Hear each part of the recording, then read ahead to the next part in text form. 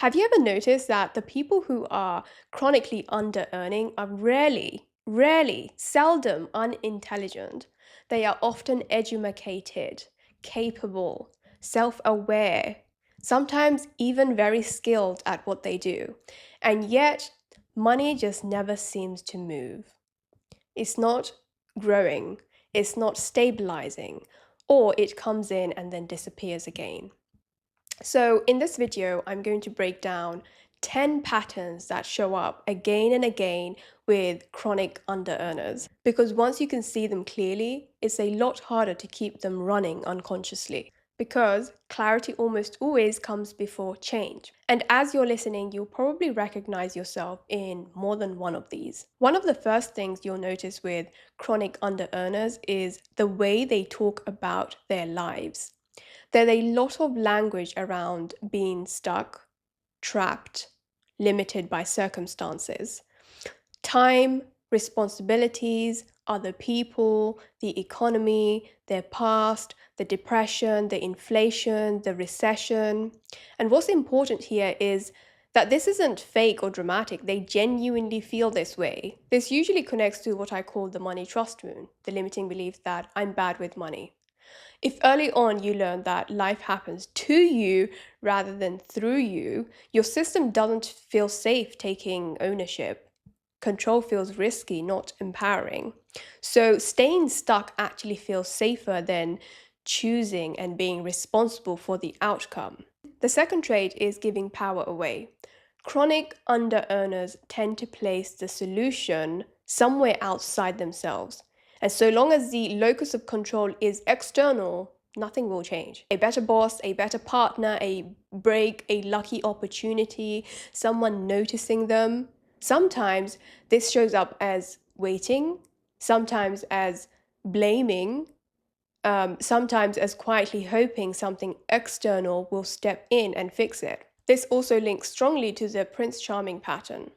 If your nervous system learned that survival depended on someone else's approval or provision, self-direction doesn't feel safe. Dependence does. So power gets projected outward, even while the person feels frustrated and resentful about it. The third trait is underestimating their own worth. This one is subtle because it often hides behind humility, kindness, or being easygoing. People undercharge, overgive, offer discounts before being asked, say yes too quickly. Somewhere internally, receiving more doesn't feel allowed. This is classic money shame. I'm not worthy of wealth. If you internalized early messages like don't be greedy, be grateful, or who do you think you are, then receiving more can activate guilt rather than pride. So people cap themselves without realizing it. The fourth trait is a strong attachment to comfort, not luxury, familiarity. Even when someone wants change, their system resists unfamiliar states. New income levels, new responsibilities, new identities. You'll hear things like, I just want things to stay simple, or I don't want my life to change too much. This connects to the hard money wound, aka the limiting belief that making money is hard. If effort, stress, or instability were paired with money growing up, then calm expansion feels suspicious. Comfort becomes a ceiling. Comfort zone. What a misnomer. These places are anything but comfortable. They are predictable and familiar. So people unconsciously return to what feels known, even if it's uncomfortable. The fifth trait is self-sabotage. Under-earners are self-saboteurs. This isn't dramatic self-destruction, it's small, everyday behaviors that quietly undermine progress. So procrastinating when momentum builds, scattering focus, avoiding follow-through, creating chaos right before something stabilizes. Often this is the nervous system saying, this is unfamiliar, I don't trust it. Mayday, mayday, get out, stop. This pattern shows up a lot with the disappearing money wound. Money comes in, then something happens, an expense, a decision, a distraction. It's not stupidity or irresponsibility, it's regulation. The sixth trait is codependence. Chronic under-earners often prioritize other people's needs over their own. Clients, employers, family, causes.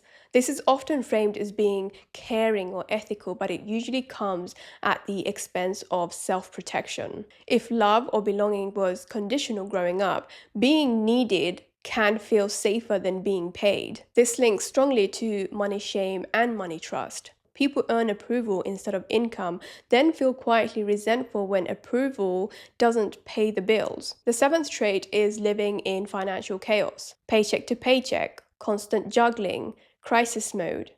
Even people who earn decent money can live this way. What's interesting is that chaos can feel regulating if calm once felt unsafe. If your system learned to function in stress, order can feel flat or even uncomfortable. This often overlaps with the disappearing money wound. Stability doesn't feel secure.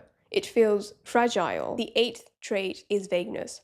Many under-earners don't know exact numbers, how much they earn, how much they spend, how much they need, because clarity forces confrontation, and that's uncomfortable. And confrontation requires nervous system capacity. This avoidance is usually protective. If seeing the full picture once felt overwhelming or shaming, the system learns to stay vague. This can tie back to the money trust, not trusting yourself to handle what you see, not trusting yourself to handle finances. The ninth trait is being anti-wealth. I've discussed this in a few videos. This shows up as moralizing money. Wealthy people are shallow, greedy, corrupt, out of touch. There's often pride in not caring about money, even while thinking about it constantly. People with this wound are sort of uppity. This is a clear expression of the evil money wound, the wounded belief that being rich is bad or wrong. If wealth was associated with harm, selfishness, or loss of integrity, rejecting it becomes a way to stay safe and morally intact. But rejection doesn't remove desire, it just creates internal conflict. The 10th trait is fear. Fear of success, fear of failure, fear of being judged, fear of responsibility, fear of being seen. Many people think they are afraid of not having money, but they're actually afraid of what money would change. More visibility, more choice, more accountability. Now, here's the important part. If you recognize yourself in this list, it doesn't mean something is wrong with you. You're not broken, you're not flawed. These patterns aren't random. They are learned responses, protection strategies, ways your system kept you safe at some point. But what kept you safe then may be keeping you stuck now. And awareness is the first real shift, because once you can see the pattern, you're no longer inside it. And from there, change becomes possible through understanding and regulation. If this video helped you see something clearly, sit with it before trying to fix it. Clarity always comes before action, and that's where real financial change starts. And remember that a lot of our beliefs around money, they're unconscious. They sit deeply in your subconscious. So if you want to know what your subconscious money blocks are, then I highly recommend you take my free money wound quiz. It's very accurate and it will show you exactly what your subconscious money blocks are and how you're repelling wealth, how you're repelling money energetically and vibrationally. Anyway, let me know in the comments which one you resonated with the most out of the 10. And thank you so much for watching. Sending you love, and I will see you in a jiffy.